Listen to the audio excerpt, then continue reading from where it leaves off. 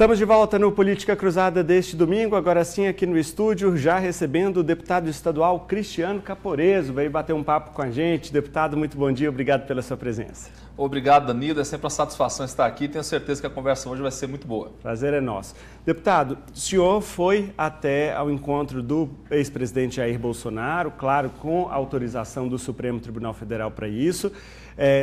Vocês conversaram e de lá saíram muitas novidades, mas eu queria começar sabendo qual foi o Bolsonaro que o senhor encontrou lá ao vê-lo. Como está o ex-presidente, como ele tem passado, qual foi a sua impressão? Olha, eu passei a tarde inteira com o presidente Bolsonaro. Certo. Eu já tinha feito um pedido para visitá-lo e foi negado pelo Alexandre de Moraes, mas dessa vez o pedido partiu do próprio presidente. Ele sabia que eu queria vê-lo, então foi lá e fez o pedido. Entendi. Eu passei a tarde inteira com ele, das 2 horas da tarde até às 6, e nós somos muito amigos, né? É muito agradável estar na companhia do presidente. Eu me lembro quando estava chegando 6 horas da tarde, faltando 10 minutos, a gente tem que sair na hora certa para não prejudicar, por causa da questão da justiça, né? Sim.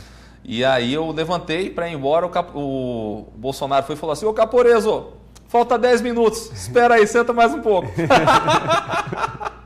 Então ele não estava com pressa. Você imita direitinho, hein? É muito tempo de prática. Eu sou fãzaço do presidente Bolsonaro, como eu te falei, é um grande amigo. O primeiro motivo da visita não tem nada a ver com política. Certo. É a satisfação de dar um abraço nele, de pegar o conselho dele, ele tem muita experiência, é um homem muito vivido, de poder conversar com um amigo, comemorar as vitórias atrasadas do Palmeiras, que a gente não teve oportunidade de comentar até então, principalmente a virada em cima do São Paulo, né? Aconteceu recentemente, como a gente está incomunicável, não tem como comentar a respeito de nada. Eu estou muito preocupado com a saúde do presidente Bolsonaro. Ele tem movimentos involuntários ali no abdômen o tempo inteiro, é uma tosse muito forte, persistente. Eita. Em alguns casos, isso que eu estou falando para você é inédito. Eu acho que ninguém falou isso ainda. Em alguns casos, a crise é tão forte que interrompe a respiração do presidente. Nossa. Ele fica alguns segundos sem respirar e retoma. Cara, é muito triste. É muito triste ver isso. É uma coisa que me impacta profundamente porque, caramba, Danilo, eu sou policial. Eu nunca vi nenhum bandido nesse país com tornozeleira ser tratado como o presidente Bolsonaro. Infelizmente está sendo tratado. Não respeitam a posição de um homem que já foi presidente da República. Sabe? Infelizmente, é duro, mas é a realidade. Um criminoso é tratado com mais respeito no Brasil do que o presidente Bolsonaro. Ele é o único na história que está utilizando tornozeleira e que tem escolta da Polícia Federal na porta da casa dele. Isso é o quê? Por que só ele? Isso é humilhação. Eles não querem prender o Bolsonaro apenas, querem humilhá-lo. E aí fica ameaçando de colocar ele numa prisão, não na casa dele, porque ele está preso na casa dele, mas de colocar, por exemplo, num sistema prisional. Isso aí seria pena de morte. O presidente Bolsonaro não tem saúde para ir preso e também não tem motivo para isso, né? Por exemplo, o caso do ex-presidente Fernando Collor, está preso na casa dele. Qual que foi o grande escândalo de corrupção que o presidente Bolsonaro teria envolvido o Brasil? Não existe. E aí eu falo outra coisa para você aqui. Foi condenado por depredação do patrimônio público. À distância? Ele quebrou vidraça em Brasília estando em Miami? O direito penal permite isso. Você é advogado, Danilo. Você sabe que isso não existe no direito penal. Depois falaram de tentativa violenta de abolição do Estado Democrático de Direito, tentativa armada. Qual foi a pistola apreendida? Qual foi o revólver, a metralhadora ou o fuzil? O STF teve a pachorra de colocar uma baladeira, um estilingue, dentro da apreensão como arma. Isso é patético, isso é risível. Aí falam que, na verdade, foi um processo imparcial. Imparcial? Porque ele foi 14 vezes mais rápido do que o Mensalão, 10 vezes mais rápido do que a Lava Jato. O único caso na história do STF, desde 1988, com mais de 6 milhões de julgados, a transmitir a fase de inquisição do processo. O único a fazer 3 sessões seguidas extraordinárias para julgar o mesmo caso. Isso nunca aconteceu na história do Supremo. E eles querem falar, enquanto eles transmitem esse show de horrores através da TV Justiça, que existe imparcialidade aqui? É lógico que não. A espada da justiça está sendo utilizada para exercer a vingança. Como que nós vamos unir o país se hoje a oposição é descaradamente perseguida? Não é assim que a gente vai construir um país sério, uma democracia. Colocaram o Felipe Martins em privação sensorial. Está lá no Pacto de São José da Costa Rica, que é um pacto de direitos humanos que o Brasil foi voluntariamente signatário, ou seja, tem força de lei supra-legal e infraconstitucional, conforme a pirâmide das leis do Brasil. Lá está falando que se existe a privação de algum fator sensorial, é considerado tortura. Felipe Martins falou com todas as palavras que ficou dias em uma solitária escura, sem ter acesso nem mesmo à luz artificial. Aonde está a investigação do STF em cima disso? Aonde está a brabeza do ministro Alexandre de Moraes para esclarecer essa situação? Será que direitos humanos nesse país é só para vagabundo? É só para bandido? Como que o Brasil vai ser respeitado? Aí depois reclama que foi sancionado pela duríssima Lei Magnitsky, que existe justamente para punir quem é violador de direitos humanos. É muito grave. Hoje, a justiça no Brasil está em descrédito e nós somos, infelizmente, mal vistos diante do mundo inteiro. Nós vamos esperar esse país virar uma Venezuela para poder agir? Eu espero que não. Já que o senhor comentou esse aspecto da Lei Magnitsky, eu queria também saber a sua opinião sobre a conduta do filho do presidente Bolsonaro, Eduardo Bolsonaro, lá nos Estados Unidos, né?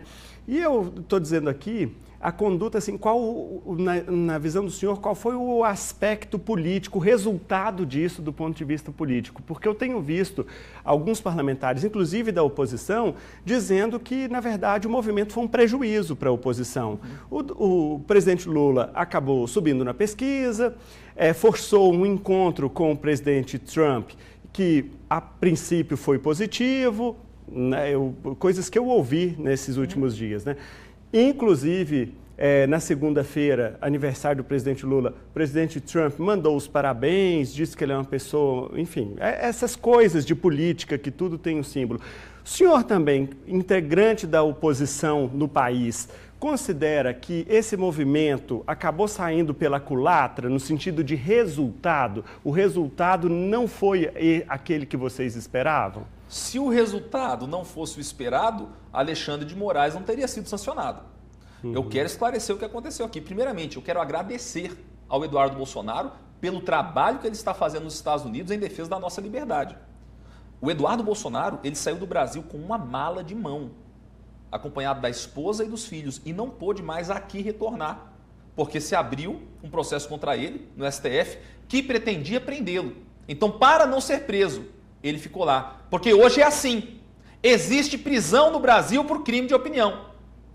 E isso aí fez com que o Eduardo denunciasse para o governo dos Estados Unidos o que estava acontecendo. Marco Rubio, ele está totalmente por dentro da situação do Brasil. O presidente Donald Trump sancionou diversos ministros do STF. Né? Quem que perdeu o mané agora, Barroso? Se aposentou por causa disso, chorando, aos prantos. E não foi por acaso, porque tem um patrimônio gigantesco nos Estados Unidos e agora não tem mais acesso a esse patrimônio. Então, efeito surtiu. Eu vi uma pessoa que foi presidente do STF e que participou de todos esses abusos ir mais cedo para casa chorando por causa do que o Eduardo Bolsonaro conseguiu construir no governo dos Estados Unidos. Agora, Danilo, a política ela é feita de gestos, ela é feita de sinalizações. O presidente Donald Trump já se reuniu com o ditador da Coreia do Norte. Ele já fez com que o ditador da Coreia do Norte apertasse a mão do presidente da Coreia do Sul. Não tem como você resolver uma situação sem diálogo. E qual foi a posição que o presidente Donald Trump mandou por escrito e assinado em uma carta para o Brasil? Que o que está sendo feito contra o presidente Bolsonaro e a direita no Brasil não é certo. O mundo inteiro leu essa carta que o Trump mandou para o país. Então agora é hora de negociar. E é isso que o governo Trump está tentando fazer. Então eu não apenas vejo como muito positiva a posição do governo norte-americano, como eu sei que Eduardo Bolsonaro e Paulo Figueiredo foram determinantes para isso. Então eu os agradeço. Você sabe por quê, Danilo? Porque o cenário externo da política internacional sempre interferiu dentro da política brasileira. Isso é um fato histórico. O próprio regime militar aconteceu porque tinha interferência da CIA.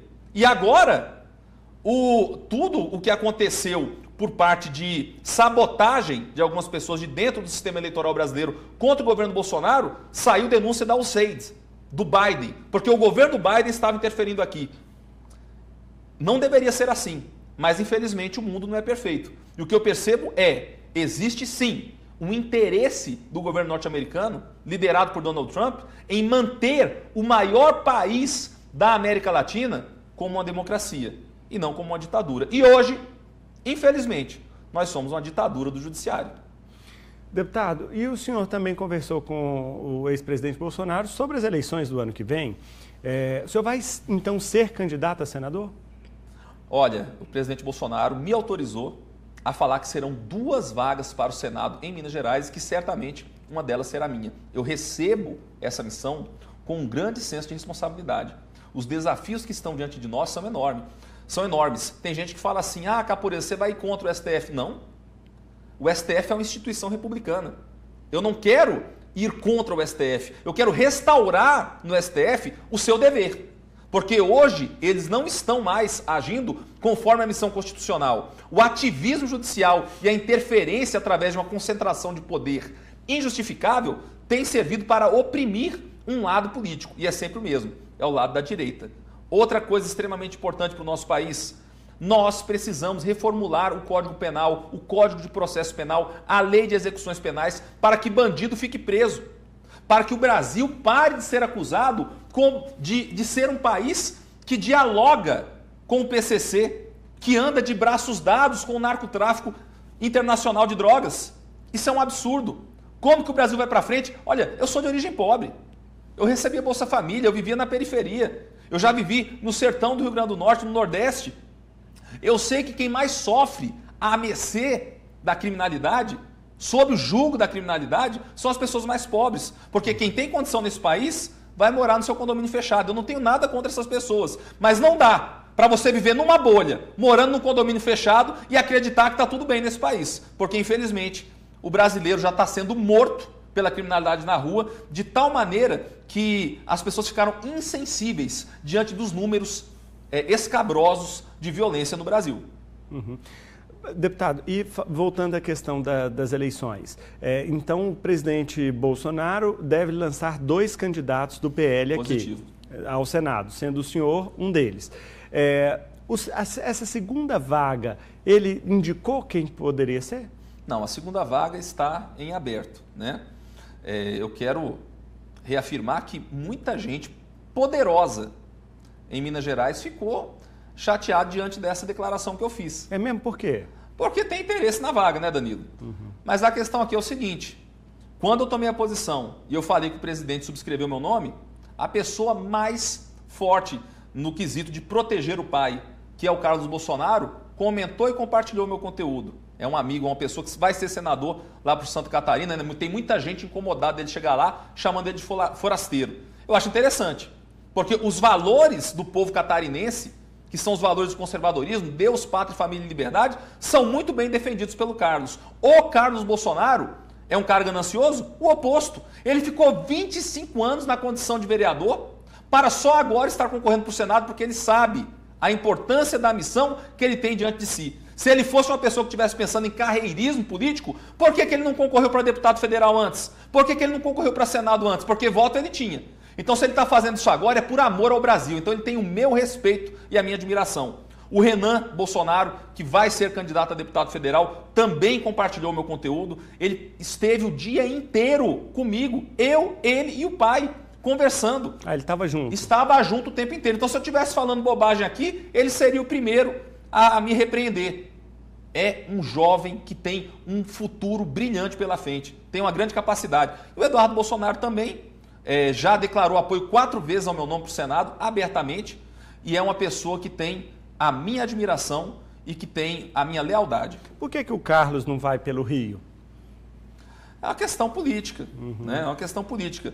O irmão dele já está pelo Rio. Ele vai concorrer entre irmãos? Não, mas tem 2 vagas, né?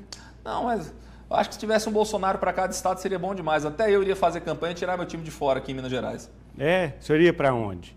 Não, iria para deputado federal e deixaria o cara concorrer para o Senado, sem problema. Ô, deputado, mas ainda sobre a questão do Senado, assim, eu fico pensando a sua decisão. Ela está consolidada, cristalizada? Eu lhe pergunto por quê. Vendo o senhor e a sua atuação, o senhor teria uma reeleição, digamos, confortável na Assembleia Legislativa. E, alçando, por exemplo, uma vaga de deputado federal, também bem mais fácil, porque nós estamos falando de uma eleição proporcional. Sim. Agora, majoritária é diferente. O senhor está confortável e seguro de tentar arriscar? Danilo, primeiramente, parabéns pela sua avaliação política, parabéns pelo trabalho de jornalismo que você faz, porque por essa pergunta eu sei que você estuda e que você faz um trabalho sério. Obrigado. Danilo, você está certo.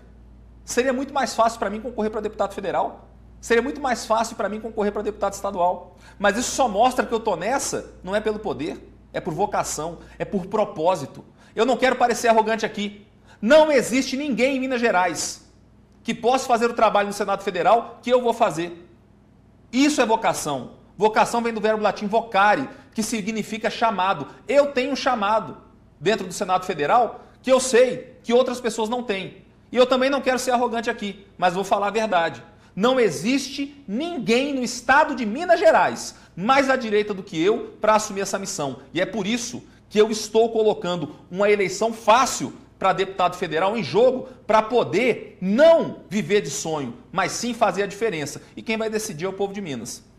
O que o senhor acha do deputado Zé Vitor como sendo um possível segunda vaga do PL? É possível o nome dele estar sendo cogitado ou não?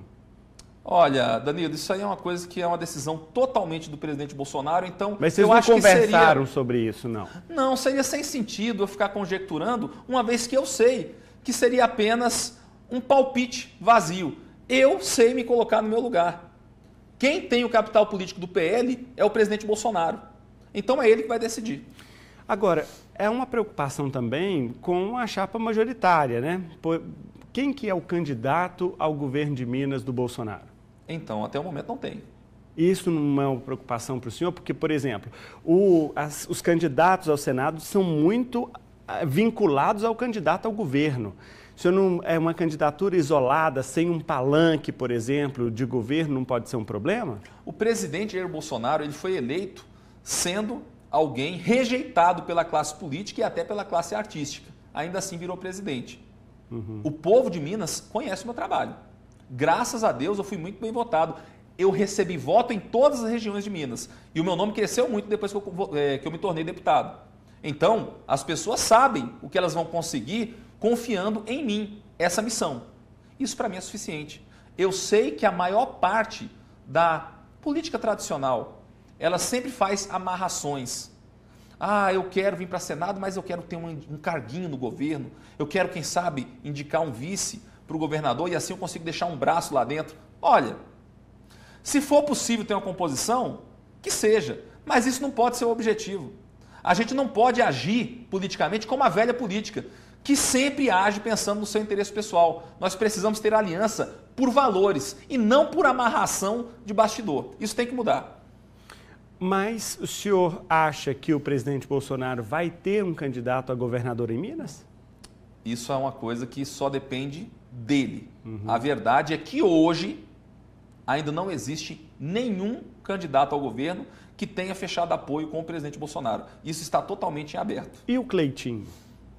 Continua totalmente em aberto. Uhum. Porque o Cleitinho foi um candidato a senador apoiado pelo Bolsonaro à época, né? E agora ele aparece como um dos primeiros colocados nas pesquisas de intenção de voto. Ele poderia receber o apoio do Bolsonaro? Se o presidente Bolsonaro o apoiar, eu o apoiarei também. Mas isso é uma coisa que não depende de mim. Eu vi esses dias o senhor criticando o Cleitinho, por isso que eu estou te perguntando. Sim, ele falou borracha, fez uma declaração totalmente infeliz e eu cobrei por isso. Ele se desculpou. Ele se desculpou então? Se desculpou, inclusive citou o meu nome. Não vi essa parte. Eu vi só a sua cobrança. Então, assim, da minha parte, ele tem uma oportunidade de fazer diferente, né? Uhum. E quem vai definir se ele merece uma segunda chance ou não sou eu, é o presidente Bolsonaro. Uhum. Deputado, como é que o senhor está avaliando esse primeiro ano, já quase um ano de gestão do prefeito Paulo Sérgio aqui em Uberlândia. Eu sei que o senhor está sempre em Uberlândia, toda semana o senhor vem aqui, o senhor acompanha, é muito amigo, inclusive, do vice-prefeito Vanderlei Pelizé, que Sim. inclusive foi o senhor Grande que indicou. amigo meu. Como que o senhor está vendo a gestão municipal nesse primeiro ano já? Olha, o Paulo, ele pegou a prefeitura endividada. Então, é muito difícil você fazer um trabalho de gestão quando as contas não fecham. Ele tem buscado parcerias com a iniciativa privada. Ele quer trazer cada vez mais empresas e investimento para a cidade. Eu sou defensor do capitalismo. Eu acredito muito mais na iniciativa privada do que na iniciativa pública. E vejo isso com bons olhos. Eu creio que no futuro não muito distante, a cidade de Uberlândia vai colher esses frutos. Então o senhor acredita que até agora a gestão é positiva? Até agora sim. Está sendo construído, né? A gente tem que dar esse voto de confiança. Eu o apoiei. Então, o que eu devo fazer agora é o quê? É observar e esperar os resultados. Creio que virão. O senhor tem alguma previsão de destinação de emenda para Uberlândia no orçamento do ano que vem? Todo ano eu destino alguma coisa para Uberlândia, né? A base da maior parte do trabalho dos políticos tradicionais costuma ser emenda parlamentar. A minha base é a defesa de valores. Dinheiro nenhum é mais importante do que minha independência. Porque quem tem muito dinheiro não tem independência. Eles costumam fazer o quê? Nas negociações com o governo. Vota isso aqui, vota um aumento de imposto. Quem sabe eu te dou uma emenda parlamentar, você manda para a sua cidade, o povo da cidade fica feliz, o governo também. Enquanto isso está todo mundo dançando de tanto pagar imposto sem aguentar mais, né? Isso é uma troca muito cara para mim. Então, eu sou um cara que a minha independência como deputado não está à venda. Isso significa que eu não vou ser o cara que vai mandar 50 milhões para Uberlândia, mas eu sou o cara que vai votar contra o aumento de imposto, para que o dinheiro fique no bolso do contribuinte e não no bolso do governo. E é claro, na medida do possível eu sempre ajudo. Tem um aparelho aqui caríssimo, de quase R$1 milhão para endoscopia, que é o que impede, esse aparelho é o que impede que pessoas que sofreram algum trauma, por exemplo, em acidente de trânsito, sejam abertos de maneira desnecessária. Essa melhoria para a saúde do município foi conquistada através do meu trabalho. Nós temos trabalho com crianças aqui, no jiu-jitsu, incentivo ao esporte, na parte da saúde, muita coisa já foi mandada para cá. Então, não é que eu não mando, eu mando. E eu mando pensando nas necessidades do município. Só que não tem como comparar um cara como eu, por exemplo, com alguém da esquerda que está debaixo do governo Lula, que a única linguagem que conhece é a linguagem da emenda parlamentar. Nós vamos mandar dinheiro. Mas quanto que nós estamos mandando para o governo federal através dos impostos que foram aumentados pelo poste do Fernando Haddad, do PT? É uma troca que não vale a pena, gente. Deputado, um pouquinho da sua atuação na Assembleia Legislativa de Minas, tem pautas importantes sendo discutidas lá. Por exemplo, a questão do referendo relacionado à privatização da Copasa foi aprovada agora em primeiro turno. Como é que foi o voto do senhor e o que o senhor acha desse projeto? No dia do projeto eu estava com o presidente Bolsonaro em Brasília. Ah, então o senhor não votou? Não votei. A situação hoje em Minas, ela é uma situação de remédio amargo. Não existe, muitas vezes, infelizmente, um caminho fácil na política. O que existia para resolver o problema da dívida de Minas antes era o regime de recuperação fiscal. O regime de recuperação fiscal propunha para o Estado pagar juros da dívida e nunca pagar o montante principal. Manter Minas Gerais escrava dessa situação. Os deputados, isso aí foi construído pelos deputados, não pelo governo, tá? Conseguiram aprovar uma alternativa muito menos danosa para as contas do Estado, que é o Propag. E o Propag, ele é um remédio doce? Não, gente, o remédio é amargo. É menos ruim.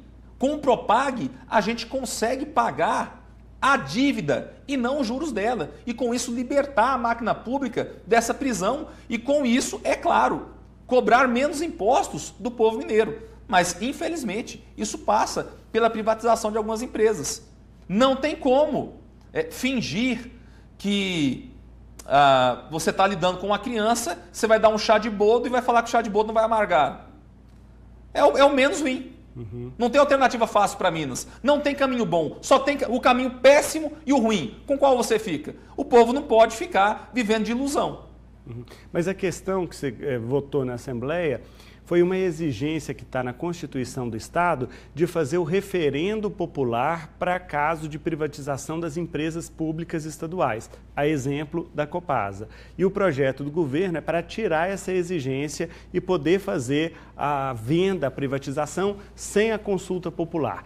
Caso o senhor não estivesse com o presidente Bolsonaro, estivesse na Assembleia, o senhor ia votar para tirar essa consulta popular? Eu sempre serei favorável à consulta popular, mas a gente não pode também ficar de hipocrisia aqui. Foi feita uma consulta popular em 2005 contra o Estatuto do Desarmamento.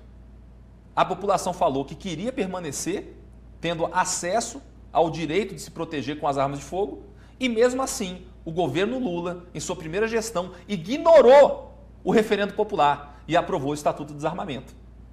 Então, consulta popular é uma coisa, gestão que respeita a vontade do povo é outra bem diferente.